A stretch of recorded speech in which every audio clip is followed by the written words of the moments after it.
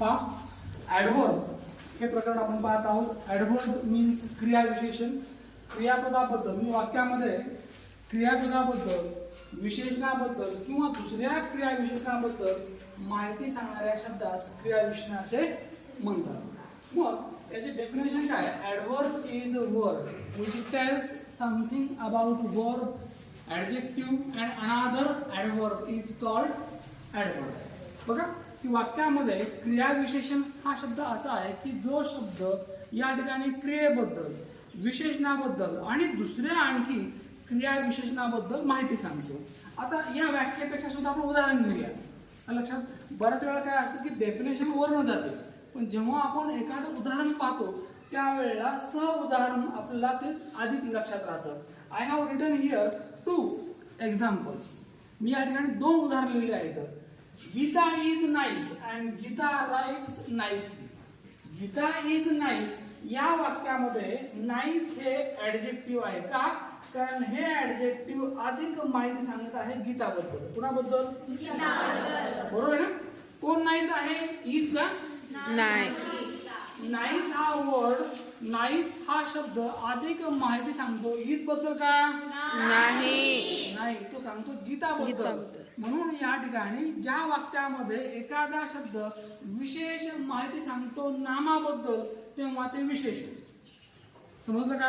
मग Gita is nice या वाक्यामध्ये नाईस हे ऍडजेक्टिव्ह आहे. आपण तेच या ठिकाणी त्याच धाटणीचं वाक्य पाहूया, करता आपण चेंज केलं नाहीये.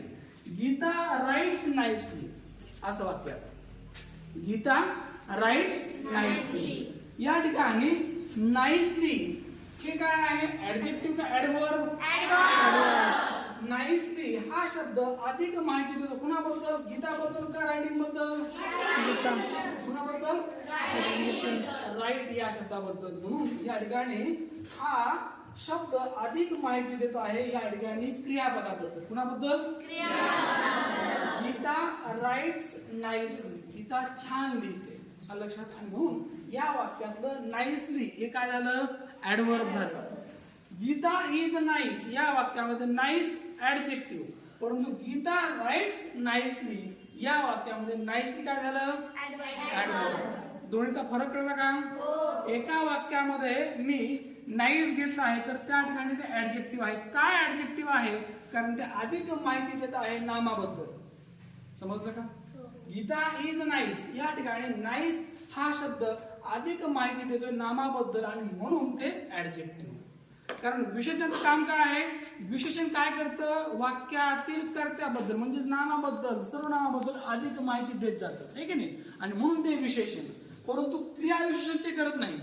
क्रियाविशेषण काय काम करतं? ते क्रियापदाबद्दल एक तर माहिती देतं, विशेषणाबद्दल किंवा वाक्यामध्ये एकाचं दुसरं आणखी क्रियाविशेषण येऊ शकतं. जसं काल मला विद्यार्थ्यांनी विचारलं या वाक्यामध्ये सर की दोन ऍडव्हर्ब चालतात का? Okay, no problem. ओके, पहा. आणि मग यातला हा जो फरक आहे तो फरक आपण समजावून घेतला तर आपली गलत होणार नाही. म्हणजे ऍडजेक्टिव्ह काय आणि ऍडव्हर्ब काय दोन्हीचा फरक कळाला. आता पाहूया आपण काइंड्स ऑफ ऍडव्हर्ब. क्रियाविशेषणाचे प्रकार. क्रियाविशेषण आणि क्रियाविशेषणाचे प्रकार. ऍडव्हर्ब अँड काइंड्स ऑफ ऍडव्हर्ब्स या मालिकेमध्ये आपण पाहत आहोत. या ठिकाणी आपण याचे 5 प्रकार पाहिले. त्यातले 4 आपण ऑन द बोर्ड लिहिलेले आहेत. तर आपण हे समजावून घेऊ आता. मुळामध्ये काय होतं की I have already given to you that the example of every type of the adverb also. Okay, adverb of time you say that since. Okay, early whatever the examples of. पण ज्या वेळेला यांना आपल्या वाक्यामध्ये समजावून घ्यायचं आहे त्यावेळेला नीट पाहावं लागेल. आणि मग हे कसे ओळखायचे? आपण काय केले?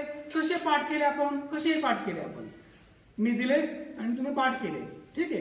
कारण याला काय म्हणायचं? घोका आणि गोका. पण हे कसे लक्षात ठेवायचे? पहा, ऍडव्हर्ब ऑफ टाइम याला म्हणायचं वेळ दर्शक क्रियाविशेषण. ज्या वाक्यामध्ये ज्या ठिकाणी मी व्हेनने प्रश्न विचारतो, कशाने? व्हेनने विचारलेल्या प्रश्नाचं जे उत्तर असेल ते ऍडव्हर्ब ऑफ टाइम. जेव्हा मी व्हेन प्रश्न विचारतो, कशाने? व्हेनने विचारलेल्या प्रश्नाचं उत्तर म्हणजे adverb of time. When did he come yesterday? उत्तर मोठा असेल पण त्या वाक्यामध्ये yesterday आला की समजायचं ऍडव्हर्ब ऑफ टाइम आहे. म्हणजे मी विचारलेल्या वेनने सुरू झालेल्या प्रश्नाचं उत्तर हे ऍडव्हर्ब ऑफ टाइम असेल. समजलं का? ऍडव्हर्ब ऑफ टाइम वेळ दर्शक क्रिया विशेषण ओळखण्याची सगळ्यात चांगली पद्धत. लिस्ट तर असू द्या तुमच्याकडे, पण त्याही पेक्षा लक्षात ठेवायचं ज्या वेळेला मी व्हेनने प्रश्न विचारतो आणि व्हेनने विचारलेल्या प्रश्नाचं जे उत्तर आलं ते ऍडव्हर्ब ऑफ टाइम.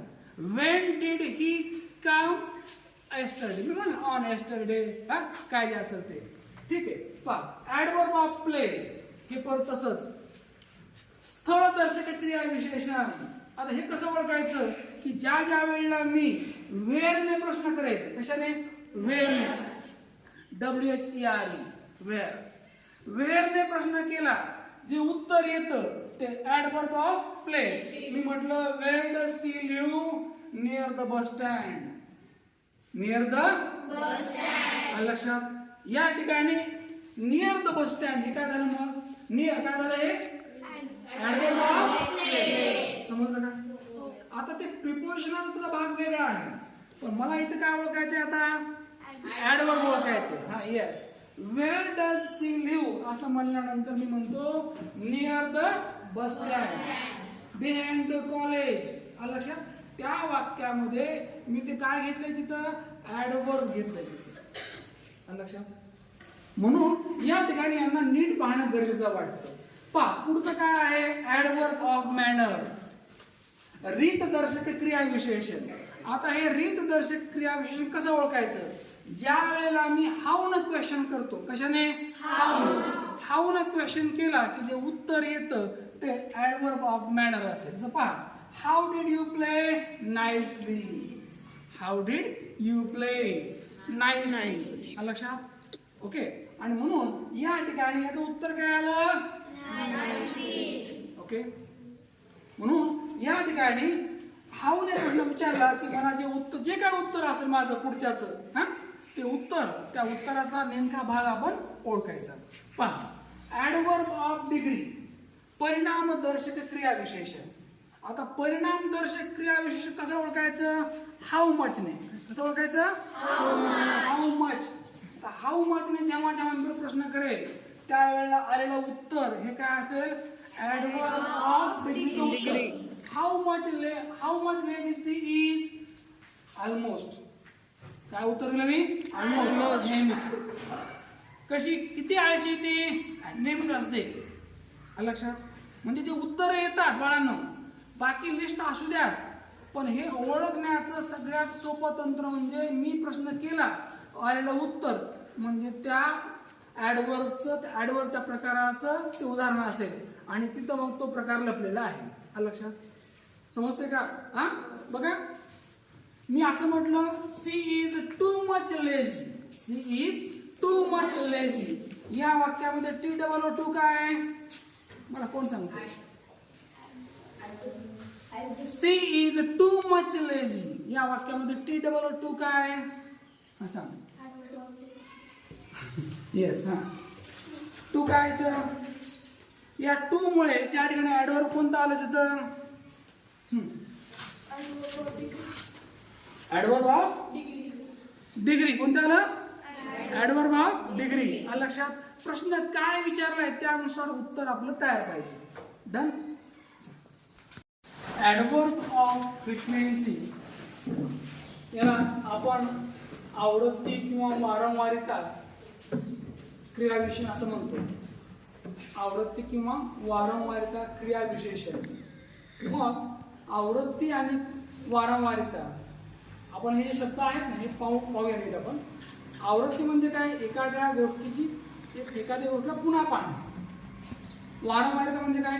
एखादी गोष्ट पुन्हा होणे, नाही का, या अर्थाने. मग एखाद्या वाक्यामध्ये ऍडव्हर्ब ऑफ फ्रिक्वेन्सी आहे कसं ओळखायचं? ज्या वेळेला मी हाऊ ऑफन आणि हाऊ मेनी टाइम्स याने प्रश्न विचारतो. हाऊ ऑफन आणि हाऊ मेनी टाइम्स. मी विचारलं how many times has he help him. How many times has he help him. त्याने तिला किंवा त्याला किती वेळा मदत केली. मी उत्तर देईल ऑफन, नेहमीच. उत्तर देईल मी ऑलवेज, हा, किंवा मी उत्तर देईल फर्स्ट, पहिलीच वेळ होईल. हा, how many times has he help him. त्याने त्याला किती वेळा मदत केली. तर याचे उत्तर काय येतील. जे उत्तर येतील ते असतील या ठिकाणी ऍडवर्ब ऑफ फ्रिक्वेन्सी. ते असतील आवृत्ती किंवा वारंवारिता क्रियाविशेषण. समजते का. या ठिकाणी या ऍडवर्ब ऑफ फ्रिक्वेन्सी उदाहरण कशी ओळखायची की ज्या ज्या वेळेला प्रश्न असेल माझा, तुमचा कुणाचाही कसा असेल तो, हाऊ ऑफन किंवा हाऊ मेनी टाइम्स, त्यावेळेला जे उत्तर येईल ते उत्तर काय असेल माझं, ऍडवर्ब ऑफ फ्रिक्वेन्सी. म्हणजे पहा, how many times has he helped हिम.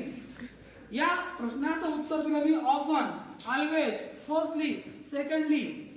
लक्षात. जे उत्तर दिले ते उत्तर काय आहेत मग, all these are example of adverb of frequency. समजलं का.